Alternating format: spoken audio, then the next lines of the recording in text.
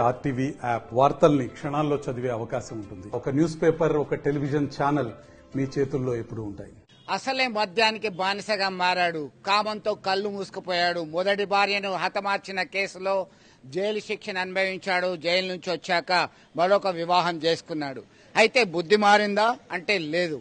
మరొక వివాహం చేసుకున్న తర్వాత ఆ కన్న కూతురు పైనే కామంతో కన్నేసి అత్యాచారం చేశాడు. ఎవరికైనా చెబితే పెట్రోల్ పోసి తల్లి కూతుళ్లను తగలబెడతానని బెదిరించాడు. ఇట్లా కొద్ది రోజులు భరించిన తల్లి కూతురు భయంతో పోలీసులను ఆశ్రయించారు. పోలీసులు కేసు నమోదు చేసి కోర్టులో సాక్ష్యాలన్నీ కూడా ప్రవేశపెట్టడం జరిగింది. దీంతో 25 ఏళ్ల జైలు శిక్ష, 3 లక్షల జరిమానా విధిస్తూ న్యాయస్థానం తీర్పు ఇచ్చింది. ఈ ఘటన జగిత్యాల జిల్లా కొరుట్ల మండలంలో తుకారాం అనేటువంటి వ్యక్తికి సంబంధించినటువంటి అంశం. దీనికి సంబంధించి ఇప్పటికైనా కానీ న్యాయం జరుగుతుంది అని చెప్పేసి స్థానికులు భావిస్తున్నటువంటి పరిస్థితి. మొత్తం మీద అభం శుభం తెలియనటువంటి కన్న కూతురుమైన కామంతో కన్నేసినటువంటి ఈ ప్రబుద్ధుని కఠినంగా శిక్షించాలి, ఉరివేస్తే బాగుండేది అనేటువంటి వాదన వినబడుతుంది.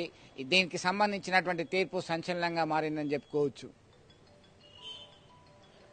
లేటెస్ట్ అప్డేట్స్ కోసం వాట్సాప్ ఛానల్ ని ఫాలో చేయండి అండ్ లింక్ డిస్క్రిప్షన్ లో ఉంది.